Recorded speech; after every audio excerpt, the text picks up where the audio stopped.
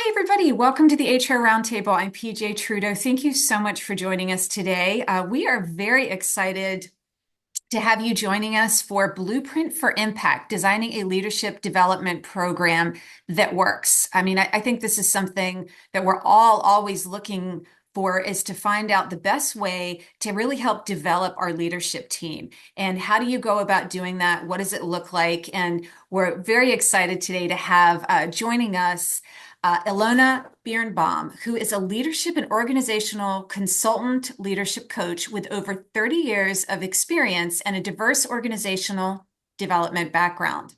She's an adjunct professor and coach with American University's School of Public Affairs, Key Executive Leadership Program, as well as a guide for Chief, a private network focused on connecting and supporting women leaders. Her specialties include leadership coaching, facilitation, change management, leadership assessment and development, action learning, performance management, training, strategic planning, and conflict resolution. Ilona, let me turn it over to you. Oh, thank you so much. I am so excited to be here. I was really thrilled when PJ asked me to come. And so I want to make this really interactive. Right now we just have 20 of us, 21 of us. So while I have slides and I will share, some of my ideas, I really encourage you, stop me to ask questions, put things in the chat. PJ is going to help me monitor the chat so that we can really have a conversation about this and I'm not just a talking head talking at you. Just to give you a preview, we will have a breakout room towards the latter part of the morning. And as I was just saying to PJ, I know when I am in these situations and we hear a breakout room, our initial instinct is like, oh God, no, I don't want to talk to people. I just want to listen.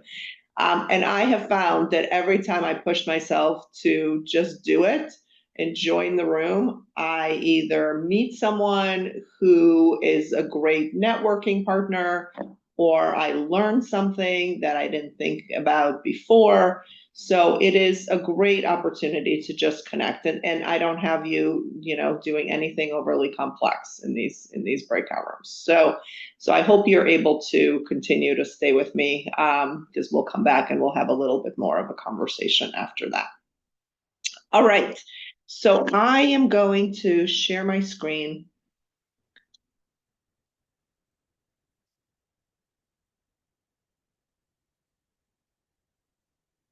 Can everyone see that?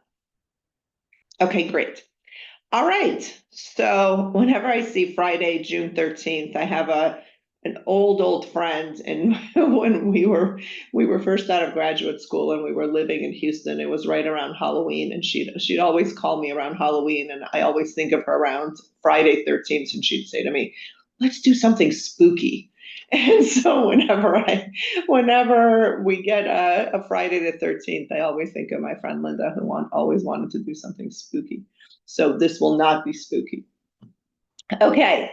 All right, so just to give you a little bit about what our session objectives are. So we're going to talk a little bit about how to identify your leadership audience when you think about creating and designing leadership development programs. We'll talk a bit about how do you select those core competencies that you are building your program around.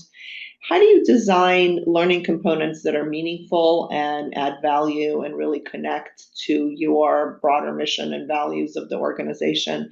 And probably one of the hardest, which we'll touch on, is how do I evaluate success? Because that is something that I often hear about when we are designing programs. How will we know our return on investment? So let's do a couple of polls. So the first poll is just to gauge where are you now as far as your rollout implementation, thinking about leadership development programs, just to get a sense of where you are. And then the second poll, which we had you answer when you registered, but I'd love to see the responses in a chat, in a poll. What's your biggest challenge? So where are you now? Let's put in your responses.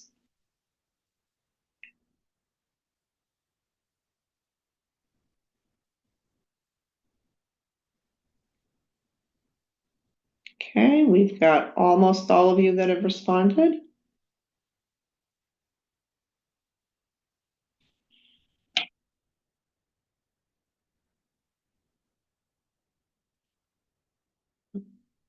Okay, so we've got a couple more people if you want to drop in and share your thoughts. All right, well, let's just go ahead and share the response so all of you can see it.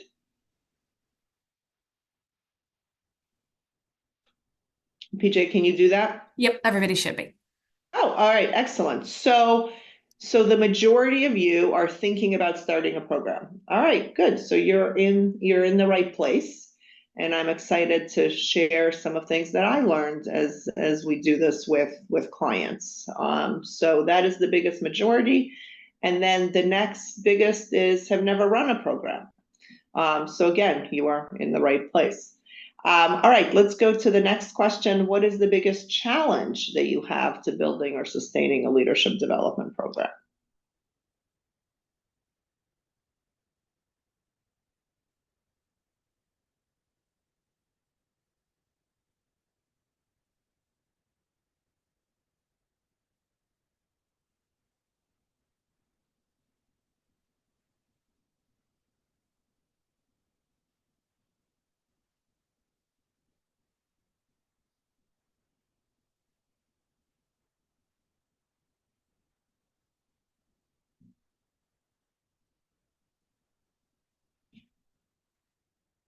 All right, just a few more people to respond.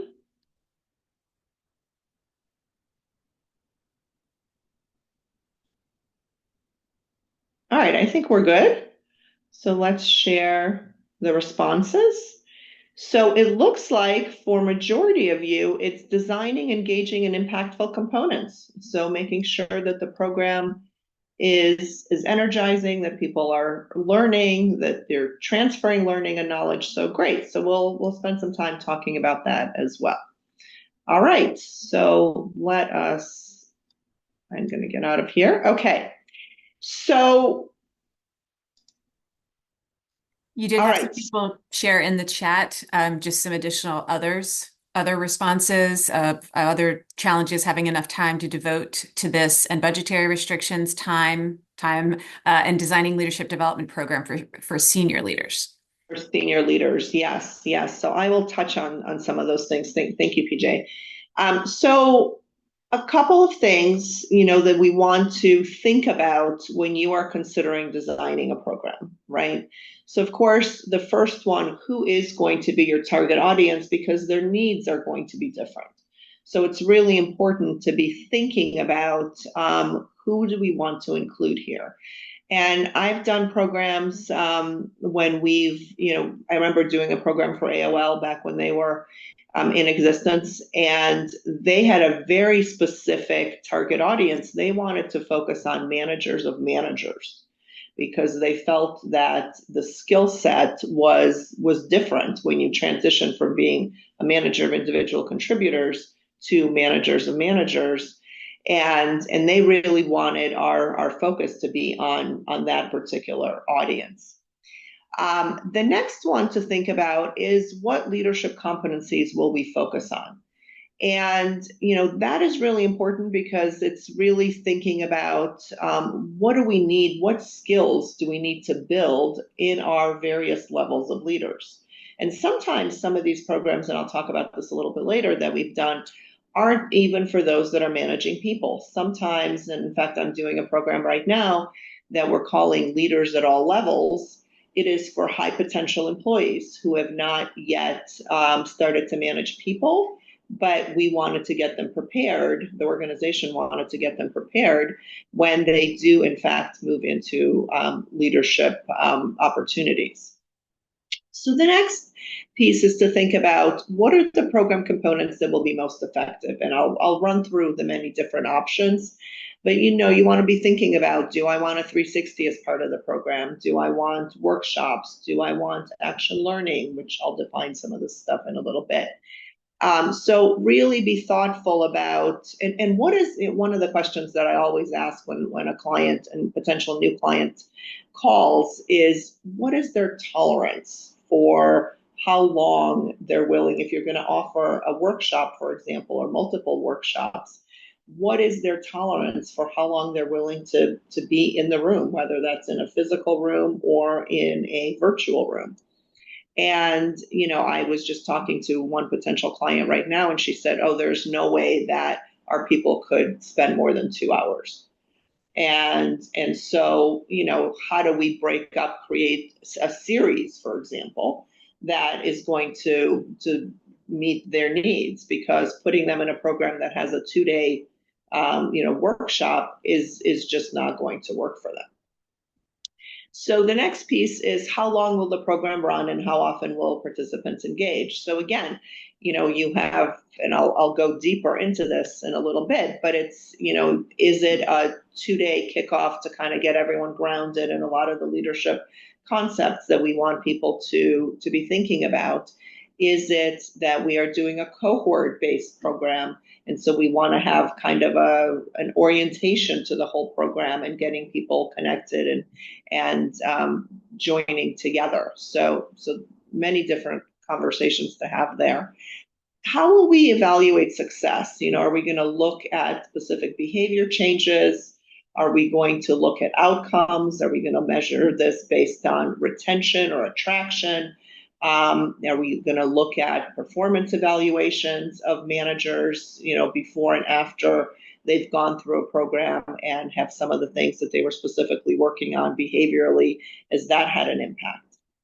And then what will you do to sustain learning post program? That is one of the things that I think is so important, is to really be thinking about, how do we continue to engage? Because sometimes organizations will, they'll create a beautiful program, but there's no touch points after the fact. And so the learning kind of goes by the wayside. So I'll share some ideas for you with how to sustain learning. So these are key decisions, and we'll kind of break it down into some of the individual components of this, as I talked about. So target audience, as I said, are you going to, because their needs are going to be very different. So when you are designing something for C-suite executives, it is going to, first of all, their tolerance for sitting in a workshop is going to be minimal. And I have probably only seen, in my many years of doing this, a couple of organizations that included their C-suite with all of their other senior leaders. And I just did one for an association, and they decided to do a 2 day kind of jumpstart to leadership development. And they had about 30 of their most senior leaders. And I was really pleasantly surprised that especially the C-suite execs stayed the entire time. And they were very engaged and very much, and it kind of, what it did is it gave them a language and a framework that they then wanted to, cascade down further into the organization. And then another one where I worked with, where we created something for the C-suite execs, and it was really only, it didn't have workshops, it only had 316 debriefs and coaching. And because that was a lot more palatable and a lot more individualized to the C-suite execs. So that's C-suite execs. So if you want to be thinking about individual contributors, I've done a couple of programs where an organization wanted to put everybody through some type of aspect of the program. So in this particular case, we had a 3 day program to kick off to jumpstart the whole leadership development process for leaders, and then it had a 2 day component that was just for all employees. So again, that organization was very important to them to get some of that nomenclature, to get some of that language, and that everybody was kind of on the same page around some of the competencies that they were focusing on. When I teach at AU, for example, and this is government leaders, we have a whole program that is just for emerging leaders. And one of the components when I was designing that one part of that program was, do you want to lead people? Because you can be a leader without ever having to lead people. But is people management something that is important and of value to you? And so we did a lot of sort of inquiry and a lot of self-reflection around what is it about leading people that is exciting to me or not. And then I had some people at the end of that workshop say to me, this was really great because it helped me come to a realization that is not something that I love to do. And I would much rather be a technical expert than I would be being a people manager. And then, of course, there's some programs that are just for mid-level leaders. As I mentioned, the program we did at AOL, it was for managers of managers and then senior leaders. And so you want to be really, spend some time thinking about what are the biggest needs, where are the biggest gaps, and who am I going to address my program towards based on those needs. And sometimes we prioritize and actually, focus. We may start with C-suite. I mean, in a perfect world, if I had to design my perfect program, we would start with C-suite because they're modeling the behavior, and then we'd cascade that down. Doesn't majority of the time that does not happen. But I still have my perfect world scenario out there. PJ, any questions or any comments in the chat? Not at this time. Okay, great. All right, so then when we think about identifying competencies, so you want to make sure that you choose competencies that align with a number of things. So either it's your organizational strategy or specific values that your organization espouses. Are there known gaps in skills and behaviors that we know from maybe exit interviews, maybe from stay interviews, maybe from doing a needs assessment, that you've identified that there are particular gaps in skills? So I'm doing a proposal right now for a potential client, where one of the things that they want to do is they want us to interview both some senior leaders, a sample of senior leaders, and then a sample of people for whom the program would be geared towards. And an idea there is to be able to hear from the people that are doing the jobs, where are they struggling, where are they being challenged, and then from their leaders to also hear what do they see as the future needs, where do they see some of those breakdowns between the people in the current roles and where they want to see them go. So that is really important because it really helps to create buy-in for the program and validation that you've in fact identified the right competencies for you to focus on. So that leadership input is very, very, very important. Any questions, reactions to anything I'm saying so far? Okay, is this making sense to folks? Okay, all right, I'm seeing a few nods. All right, so this was just an example. So National Rural Electric Cooperative, some of you may be familiar with it. NRECA is a very large rural cooperative association. And we have done work with them for probably a good, on and off for a good 10 years. And so when we were designing their program, they really wanted to make sure that the program was grounded in their specific competencies. So as you can see there, it's about facilitating collaboration, being influential, developing people, leading change, and delivering strategic results. So they wanted to make sure that every part of our program touched on one of these. And so that we then, and this was such a great roadmap, right? Because it gave us very, very much a clear map of what are the workshops that we wanted to design that specifically focused on deepening the skill set of these particular competencies.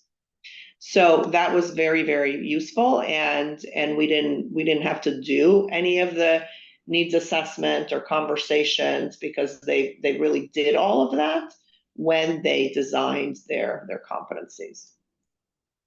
Oops. And then, of course, we get into, well, what are the skills specifically related to competencies that we want to deepen? And thus, so this is just an example of one of the programs that we've run and the skills translated from those competencies, right? So it was, you can see it on here, it was listening, advocacy and inquiry. And advocacy is very much about asking, inquiry is about asking questions. Advocacy is about sharing your viewpoint. And so we often talk about in great communications and great conversations, there is an equal balance between advocacy and inquiry. So we teach people how to ask questions. And that leads into that next competency specifically around asking questions. Being able to set priorities and direction. So being really clear around what is it that I want to make sure people are kind of aligning ourselves to. Requests and agreements. There's one of my fabulous professors when I was going through Georgetown and getting my coaching certificate talked about, and he has this great quote. Let me see if I can remember it. Resentment is what happens when you fail to honor a request I never made. And and so one of the things that we often fall down on and get frustrated with people is if they don't do what we've asked them to do. But sometimes if you stop and you think, was I clear about what is it that I'm actually looking for? You're going to find out that no, maybe in fact I didn't communicate about timeframes. Maybe I didn't communicate about what success actually looks like, the why I want you to do this. So we spend a lot of time around requests and agreements. Feedback is something that, and what was interesting about this one is we talked about not just feedback on the receiving end, or on the giving end, I should say. We also talked about feedback on the receiving end. So our workshop was based on the book Thanks for the Feedback by the same people that wrote Difficult Conversations, and that was really well received. Understanding and flexing styles. I do a lot of work around with DISC. So sometimes our workshops will have a component specifically around them taking the DISC assessment, and then we have a whole session on understanding yourself, but then understanding how to flex to the other styles. We talk about managing triggers. That was another one in the program, is talking about when I'm not at my leadership best, what is it that's getting in my way? And then you can see some of the others, engaging others. Shifting perspective is probably one of my favorites, and it's about, we teach them a framework of of really action learning, if any of you are familiar with that concept. So action learning or peer advisory or peer coaching, it's got a lot of different names. It is really an opportunity to bring people together, to for them to share real organizational challenges that they're grappling with and get support from their peers. And so that is a great way to continue to, especially if you've got a cohort-based program, to continue to keep the learning going by creating these peer learning circles, peer coaching circles, however you want to call it. But we've done that with a lot of programs because it's a way. And I just did one yesterday for one of my clients. Excuse me. And they said, what was so amazing about having to do this is they are getting input and suggestions and perspectives from people that are not mired in their day-to-day, who are able to see the situation with a very different lens, and how beneficial that was. So that is another great component of leadership development programs. All right, so as far as choosing the components and what to include, there's a lot here, right? So, and not every single thing is going to be valuable to your organization, or maybe that you would be able to fund. But these are just, I wanted to include all of the possible options. So a kickoff session to really bring that cohort together. That's really community building.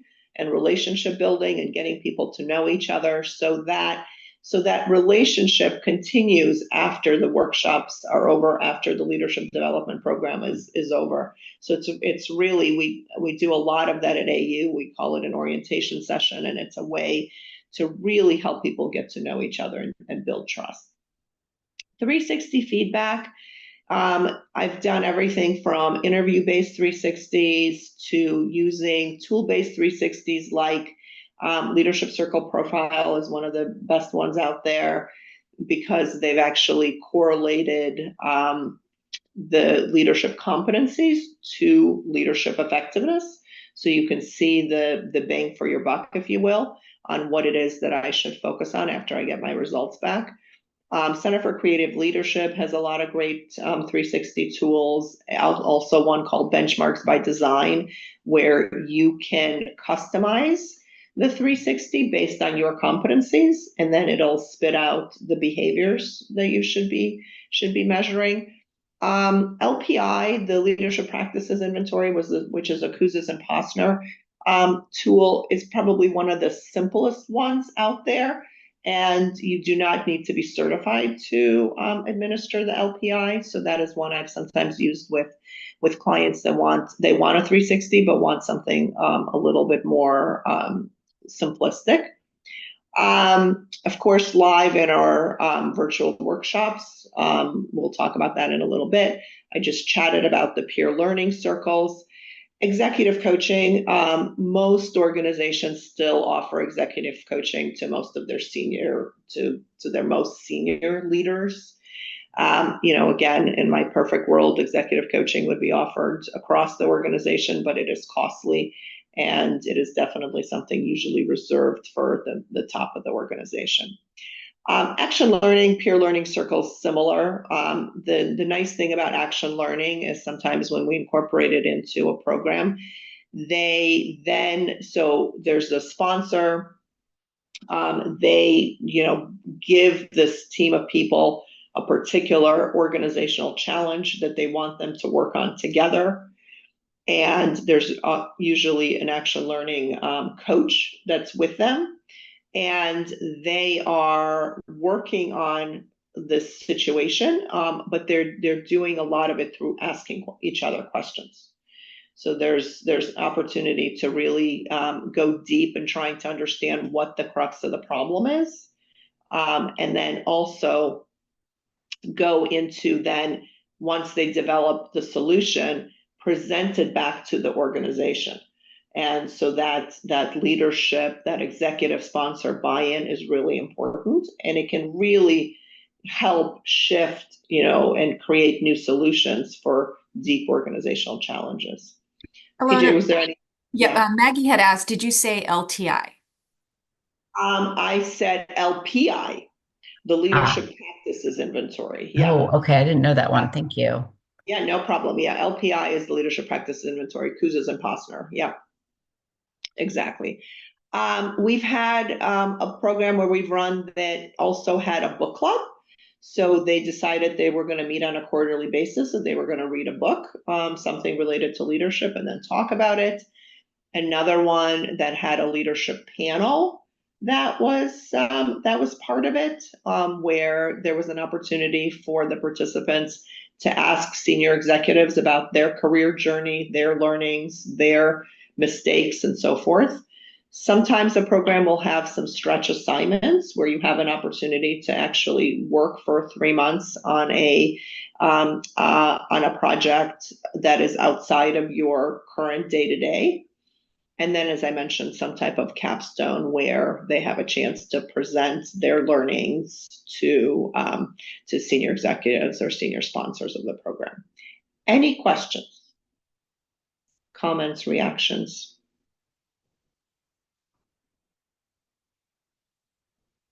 Okay. Length of programs. So this is, as I mentioned, very, very individual and very dependent on your organization. So options to consider. Do you want some type of a short-term intensive, so a day or two? So it is a way to really, go deep on some skills like feedback, communication, maybe introduction to emotional intelligence, where you want to make sure that there is a framework, there's a language, there's a methodology that is kind of understood by all of those people across the organization that are participating. If there is an extended program somewhere, maybe 3 to 6 months, it may combine 360 feedback, workshops, some type of peer learning, as we just talked about, and maybe an opportunity, as we said, to work on real world projects. And then, if you've got something that you're lucky enough to have your senior leadership buy off on, maybe ongoing development, you might have an extended program which is then followed up with some type of ongoing learning. So whether that be peer coaching, whether that be these capstone projects, whether that would be some type of rotational assignment. And really there, what you're trying to do is you're trying to support culture change and capability building. You really want to try to create an opportunity for people to, learn and then embed themselves in different parts of organizations to share that learning. So these are just examples. And then, as I said, there are organizations who will say to me, I cannot get my leaders in a 1-day class or a 2-day class or a 3-day class. So we come up with what's realistic. So for I'll come back to this one. But for example, this was a program that we are currently running for NRECA, and it's for leaders at all levels. We're calling it LOL. And it has 5 half-day workshops. It's got these action learning peer coaching circles. It's got a DISC assessment, and it's got an individual development plan. So they knew, and this you can see are the types of things that we cover. So leading self, understanding DISC, communication, leading teams, and influence. So we are specifically doing that there. And they said we can't get these people in the room. And then there are others who will say 90 minutes, 2 hours, that's all we can do. So, let's create a series maybe where we do this on a monthly basis or on a quarterly basis, but we give them some homework to maybe, so if you're teaching feedback, the homework might be go practice having a feedback conversation using a model that we've taught you. And then you can come back and you can talk about it in the next, session that we do for a 2-hour or 90 minute session. So that is, is it a perfect world? No, but it's better than nothing.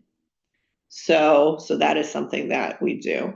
Another program that I mentioned, this was for mid-level managers. So it had a 3-day workshop, and it was very much geared towards leading self, leading teams, and leading the organization. It had the continuation of peer consulting, which we started in the room. We did the LPI, the Leadership Practices Inventory. We had this book club, a leadership panel. Another thing that we had that we thought was interesting, they had to choose a short module from something that they learned and teach back that learning to their colleagues in their organization, in their department. And so that was it was really helpful for them, because we know that if you're able to teach it to someone else, you learn it much, much more deeply. And then they also had to meet with their boss to share what are their commitments, how are they going to continue to focus on their learning and development, and then have a follow-up conversation with their boss. So these are just some examples of programs that we've run that kind of talk about all of these different things that I've just shared with you. So, Ilona, we have a question. When you do these series, do you have trouble with consistent attendance? That's sometimes where we get pushback on series approaches, though I think these are great. Thank you. For a couple of these organizations, they did a big push about nominations. And they made this very big deal about being nominated to be part of this program, and people were super excited about it. And before they were nominated, they knew, because we came up with what the dates were. So, and the person we were working with in HR, she knew what all of their, really challenging times were. So booked our workshops around the times that weren't their big conferences and things like that. And so before they were nominated, they needed to have looked at the list of dates and they needed to have committed to them. And if they didn't, they weren't accepted into the program. So that was the way that they got around that. Okay, so what I want to do is, and again, if you join me when I was giving my little spiel about breakout rooms, I know our tendency when we see breakout rooms is to go, no, I don't want to talk to anybody. I just wanted to listen. It is such a great opportunity to just connect with a couple of new people. And it's a chance to meet someone who you may network with. They may have great ideas that will help you. So I really encourage you to stay and participate. And then as an enticement, I'll talk a little bit afterwards about evaluation of programs. So let's do this. So let me stop sharing.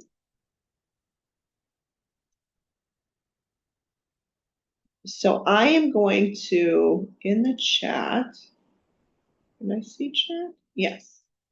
I am going to put the questions that I'm asking you to focus on we're going to say for about 12 minutes. For about 12 minutes. So who's the target audience for your next or current leadership development initiative? What are the most important leadership competencies and why? What learning method or program components that's worked well for you in the past or you want to try? And then what would you do differently next time if you were redesigning this program again?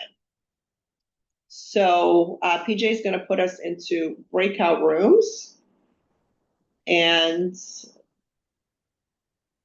I am happy to join you as well. Everybody should have received an invite, and we'll see everyone in 12 minutes. All right, we'll see you soon. Conversation, a bit different direction, but it went fast.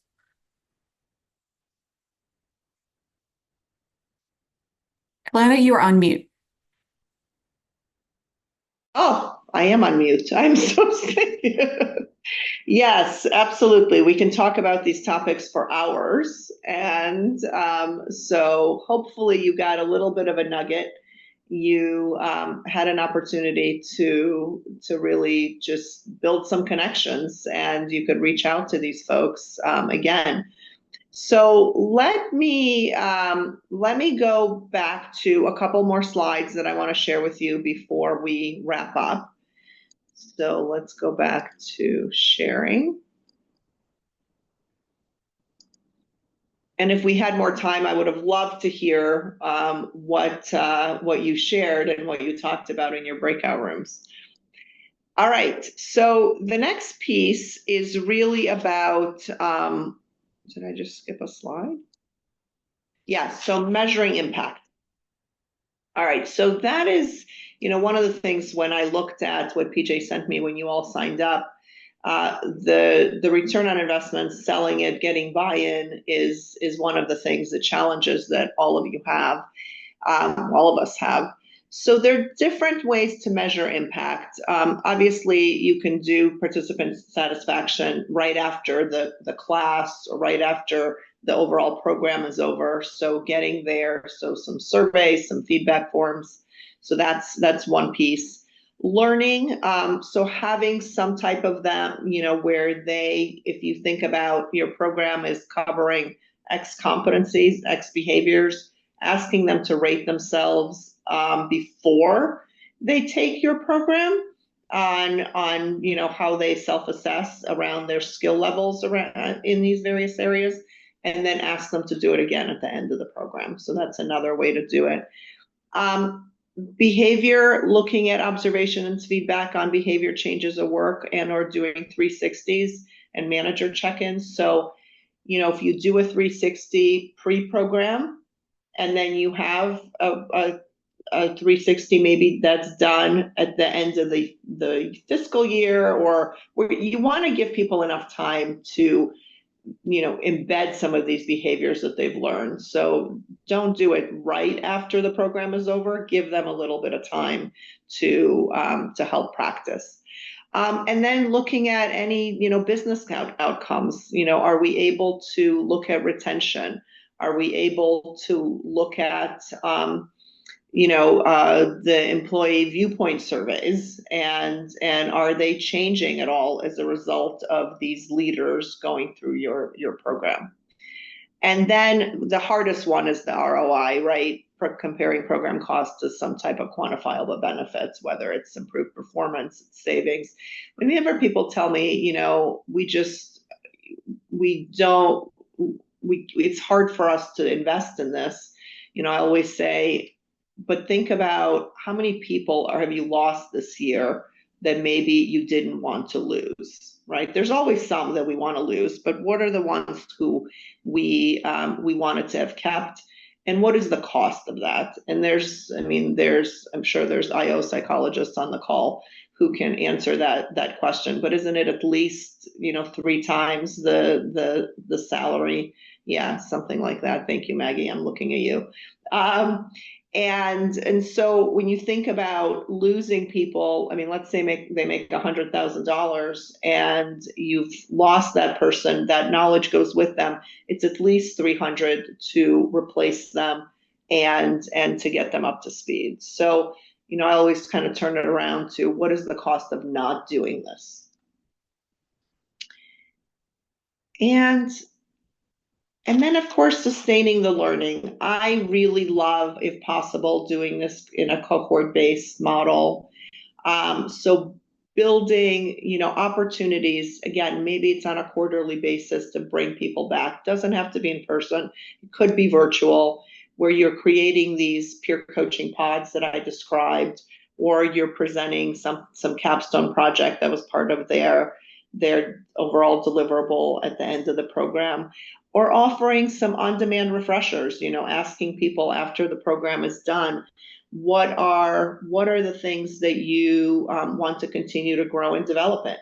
And so maybe offering that a couple times a year. So a way to continue to, because just do not expect that if you offer a 2-day workshop and that's your only touch point, that you're going to have major change in behaviors. Ilona, you did have a question from Elena about whether or not you've used Thomas International assessment tools such as work style assessment, emotional intelligence assessment, any of those? I have used the emotion. I've used it for a 360. I've used the emotional social competency inventory as a 360. But if she's talking about sustaining the learning, I have not used the ones that she's mentioned. But would love to learn what they are because I'm not familiar. All right. So I think key takeaways. You want to make sure you build the program with some clarity, that you're choosing experiences, right? Not just events, that it is not a one-time event. And so what I'd love to just have you put in the chat, what is your one takeaway or idea that maybe you'll use based on what you heard me talk about today and learn from your colleagues? So I'd love to see that in the chat. And then if you are interested in getting in touch, talking more, or maybe you have some needs, I do a lot of work with executive coaching, facilitation, leadership development, and then other speaking opportunities. So you have my contact information. If I can be a resource, I would greatly appreciate that. So it looks like in the chat, competency alignment, put program competence in bite-sized pieces, the importance of ongoing touch points, the program components, touch points after the sessions. I completely agree. I think that follow-up afterwards and continuing to check it, probably one of the most important things when you're doing any type of training, especially leadership development. Focusing on the Absolutely. competencies. Yes, I'm seeing this too. This was great. Yeah, Elena, the Thomas International Assessment Tools, I don't know what they are. The emotional intelligence assessments, definitely, yes. Thank you so much. This was really fun to do with you all. I hope to stay in touch. I'm on LinkedIn. Feel free to connect with me there. And if I can be a resource and of help to you at any point, feel free to reach out. Ilona, this was fantastic. Thank you so much. A true blueprint of exactly what we should be considering and the different things that we could do. We can't tell you how much we appreciate it. Thank you so much. Thank you to everyone that joined us, and we hope everybody has a great rest of the day. Bye, everybody. Thank you, everyone. Bye bye. Yeah. Bye bye.